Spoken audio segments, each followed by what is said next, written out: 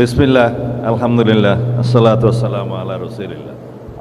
বক্তব্য আমি দেব না, কারণ সময় যা আছে মহামান্য রাষ্ট্রপতির জন্য সময় থাকবে না। আমরা জুলাই গণ অভ্যুত্থানের দ্বিতীয় বর্ষের বিজয় দিবস পালন করছি। আপনাদের সবাইকে বিজয়ের শুভেচ্ছা। মনোজগতের পরিবর্তনের কথা বলেছেন মহামান্য রাষ্ট্রপতি, আজকে এখানে আছেন। ভারপ্রাপ্ত রাষ্ট্রপতি, মাননীয় ভারপ্রাপ্ত স্পিকার আছেন, মাননীয় বিরোধী দলীয় নেতা আছেন।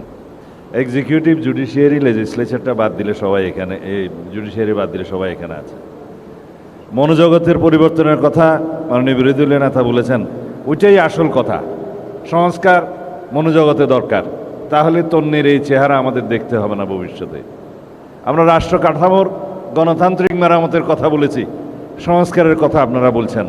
সংস্কার মেরামত যাই বলুন, সেই সংস্কার মেরামতটা আসতে হবে গোড়ায়, সুপ্রিম লর মধ্যে, কনস্টিটিউশনে। আসুন সেখানে আলোচনা করি। আমরা কি কি ধারণ করতে চাই? জুলাই জাতীয় সনদকে 100% আমরা বাস্তবায়ন করতে চাই।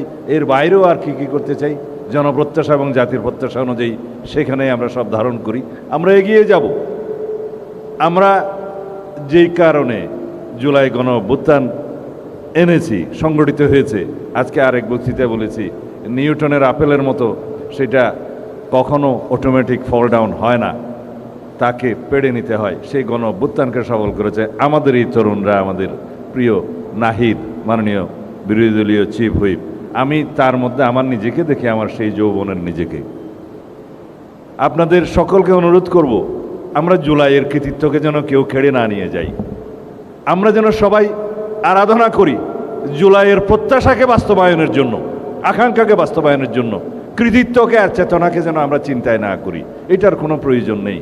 জুলাই অভ্যুত্থানে দেশের সকল মানুষ চেয়েছিল, যারা 2009 থেকে 2024 পর্যন্ত গুম খুনের শিকার হয়েছে, হামলা মামলার শিকার হয়েছে, অজস্র রক্তদান করেছে, অশ্রুজল দিয়েছে, তাদের সবারই এই জুলাই। আমাদের যে সমস্ত সন্তানেরা শহীদ হয়েছে, আহত হয়েছে, দু চোখে অন্ধত্ব বরণ করেছে, তাদের সবারই এই জুলাই। আমরা জুলাই নিয়ে যেন কাড়াকাড়ি না করি। আর যদি আমরা তা করি, তাহলে 71-এর চেতনা ব্যবসায়ীদের মতো আমাদের পরিণতি হবে। যারা দিল্লিতে যেয়ে বসে আছে, তারা এখনও হুঙ্কার দিচ্ছে বাংলাদেশে আসবে বলে এবং বাংলাদেশে রাজনীতি করবে বলে। কিন্তু না, আজকে আমরা এখানে বাহাজ করব, সংসদে বাহাজ করব। সোয়াল যদি আওয়ামী লীগের হয়, তখন আমরা সবাই এক, এই জাতি এক, ঐক্যবদ্ধ। ফেসিবাদের কখনো প্রত্যাবর্তন হতে পারবে না এই দেশে, ফেসিবাদের কখনো উত্থান হবে না এই দেশে। যদি ফেসিবাদের উত্থান হয়, আমরা এই সংসদে কেউ থাকতে পারবো না, এই বাংলাদেশে কেউ বসবাস করতে পারবো না। তারা গতবার যেই ভুল করেছে বলে মনে করে যে সবাইকে নিঃশেষ করে দিতে পারেনি। যদি বাংলাদেশকে আমরা রক্ষা করতে চাই, ফেসিবাদের প্রত্যাবর্তনকে ঠেকাতে হবে, এবং তা যদি করতে হয় আমাদেরকে গণতান্ত্রিক আচরণ করতে হবে, সহনশীল হতে হবে। সড়কে যেন আমরা অসহনশীল না হয়ে যাই, শিক্ষা প্রতিষ্ঠানে যেন আমরা অসহনশীল আচরণ না করি। আমাদের সবাইকে দায়িত্বশীল ভূমিকা পালন করতে হবে। আমাদের ভুল থাকবে, সরকারের ভুল থাকবে, বিরোধী দল গঠনমূলক সমালোচনা করবে, আমরা সেই ভুল সংশোধন করব। এটাই হচ্ছে গণতান্ত্রিক বাক্য।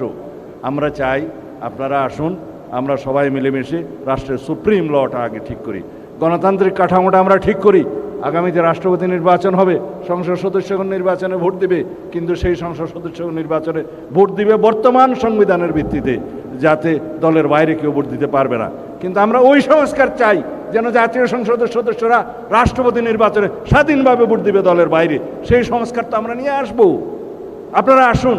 10 বছরের বেশি প্রধানমন্ত্রী কোনো মেয়াদে থাকতে পারবে না, যত মেয়াদেই হোক, যতবারই হোক, 10 বছরের বেশি থাকতে পারবেন না। আমাদের নেতা সেই প্রস্তাব দিয়েছেন, আমি নিজে সংস্কার কমিশনে দিয়েছি। আমরা সেই সংস্কার আনবো, রাষ্ট্রে গণতান্ত্রিক সংস্কার হবে, সংশোধন হবে, রাষ্ট্র কাঠামোর গণতান্ত্রিক মেরামত হবে, সমস্ত প্রতিষ্ঠানগুলোকে আমরা ঢেলে সাজাবো। এই দেশে আর কোনোদিন স্বৈরাচারের উত্থান হবে না, এইটাই আমরা চাই। আজকের এই দিনে আমি বেশি বক্তব্য দেব না, বক্তব্য দেয়া আমার দোষ। আমি বেশি বক্তব্য আজকে দেব না। আমরা আগে যদি যেতে চাই, তাহলে আমরা যেন পরস্পরকে পিছে না টেনে ধরি। আমরা যদি গণতন্ত্রকে চাই, তাহলে গণতান্ত্রিক চর্চা যেন আমরা করি। আমাদের মধ্যে সহনশীলতা আসতে হবে, আমাদের অধৈর্য হলে হবে না। সুতরাং প্রতি পরতে পরতে আমাদের গণতান্ত্রিক চর্চা করতে হবে। সাংবিধানিক সংস্কার আমরা আনবো সবাই মিলেমিশে, এই দেশটাকে এগিয়ে নিয়ে যাব।